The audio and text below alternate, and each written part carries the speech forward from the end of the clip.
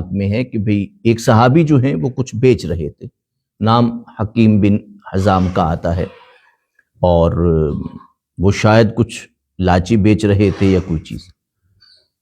اب دو روایتیں ہیں ان کے حوالے سے کہ بھئی وہ کم قیمت کر کے بیچ رہے تھے یا زیادہ قیمت کر کے بیچ رہے تھے، یعنی جو بازار کا ریٹ تھا اس سے کم بیچ رہے تھے ایک روایت میں ہے، اور ایک روایت میں ہے کہ زیادہ بیچ رہے تھے۔ اصل میں کم بیچا جائے تو بھی آپ بازار کو دراصل توڑتے ہیں قیمت کو، اور آپ پوری مارکیٹ کو نقصان دیتے ہیں، اور پوری مارکیٹ میں بیٹھے ہوئے افراد کا بھروسہ توڑتے ہیں۔ جب کوئی شخص ایک بیٹھا ہوا ہے اور وہ بڑی چالاکی سے اگر ریٹ کو بہت کم کر کے بیچ رہا ہے تو اس کا مطلب یہ ہے کہ وہ مارکیٹ ریٹ کو خراب کر رہا ہے، یا پھر یہ ہے کہ وہ سمجھ رہا ہے کہ یہ چیز اب چونکہ بازار میں کسی اور کے پاس نہیں ہے، میرے پاس ہے، تو اسے میں جتنی قیمت میں چاہوں گا بیچ دوں گا، بک جائے گی میری۔ اب یہ دونوں روایتیں ہمیں ملتی ہیں کہ حضرت عمر فاروق رضی اللہ تعالی عنہ ان کے پاس آئے۔ اب دیکھیں صحابی ہیں، کوئی عام فرد نہیں ہے۔ یہی سیرت دراصل ہمارے لیے سمجھنے کی بات ہے۔ تو حضرت عمر فاروق رضی اللہ تعالی عنہ آئے اور آپ نے فرمایا کہ آپ نے اگر ہماری مارکیٹ میں بزنس کرنا ہے تو ریٹ وہی رکھو جو کہ بازار کا ہے، اس سے زیادہ یا کم ریٹ نہیں رکھ سکتے۔ یعنی چیز اگر آئی ہے بازار میں آئی ہے، لیکن دیکھنا یہ ہے کہ خریدار کی گرپ کیا ہے، خریدار کی طاقت کیا ہے، قوت خرید کیا ہے۔ اگر مثال کے طور پہ آپ قوت خرید سے زیادہ کرتے ہیں، جو نارمل مڈل کلاس قوت خرید ہوتی ہے، اگر اس سے زیادہ کرتے ہیں آپ، تو اس کا مطلب یہ ہے کہ صرف اور صرف امیر طبقہ ہی زندگی گزار سکتا ہے، مڈل کلاس یا غریب طبقہ زندگی نہیں گزار سکتا۔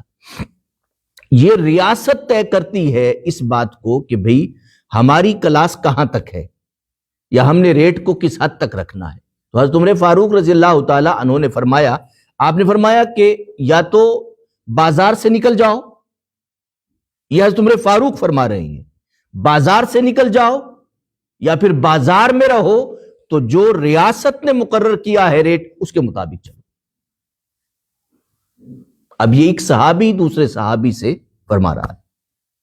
اب آپ دیکھیں ہماری صورتحال کیا ہے کہ ہم کس طرح چیزوں کو اپ ڈاؤن کرتے ہیں، یعنی کس طرح چیزوں کو اپ ڈاؤن کرتے ہیں کہ ہمیں نہ ریاست کی پرواہ ہے، نہ محکموں کی پرواہ ہے، نہ سسٹم کی پرواہ ہے، نہ غربت کی پرواہ ہے، نہ کسی اور بات کی پرواہ ہے۔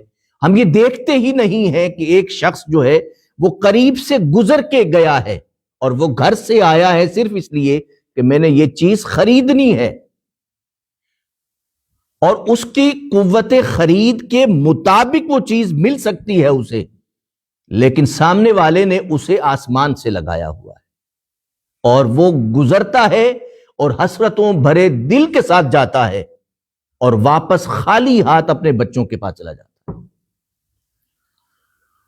اس چیز کا جو اثر ہے انسان کے کردار پر، انسان کی شخصیت پر، انسان کے حالات پر، انسان کی کیفیات پر، انسان کے اندر جو غم پیدا ہوتا ہے، جو غصہ پیدا ہوتا ہے، جو ایک ریاست کے خلاف ایک انتقام پیدا ہوتا ہے، اسے صرف پھر طاقت کے ذریعے ہی دبایا جا سکتا ہے۔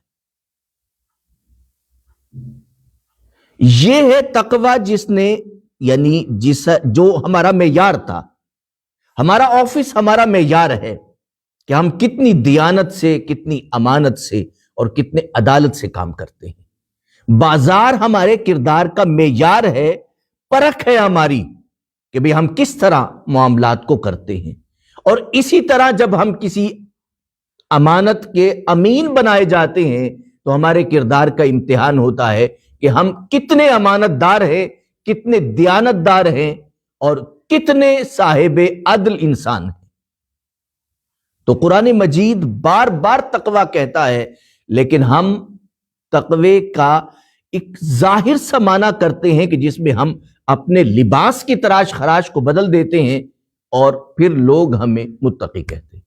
حضرت عمر فاروق رضی اللہ تعالیٰ عنہ کے سامنے جب کسی کو تقوی شعار کہا گیا تو آپ نے فرمایا کہ کبھی تم نے اسے پیسے دیے ہیں؟ وہ کہنے لگے نہیں، یعنی لین دین کبھی کیا ہے اس سے؟ کبھی پیسے لیے ہیں؟ کبھی پیسے دیے ہیں؟ لین دین کیا ہے اس سے؟ کہنے لگے نہیں، میں نے اسے مسجد میں نوافل پڑھتے بہت دیکھا ہے۔ تو آپ نے فرمایا کہ جب تم لین دین اسے کرو تو پھر اسے تم کہنا کہ یہ متقی اور پرہیزگار انسان ہے۔ یہ معیار تھا امت میں اور یہی ضروری تھا۔ دیکھ لیں جب تک یہ معیار رہا اس وقت تک امت قیادت کے مرتبے پر فائز رہی، اور جب یہ معیار ختم ہو گیا، ہم نے ظاہری لباس کی تراش خراش کو معیار بنایا، تو یہ معیار جب گرا تو پھر امت قیادت کے درجے سے بھی گر گئی۔ اللہ پاک عمل کی توفیق عطا فرمائے، آمین ثم آمین۔ ومع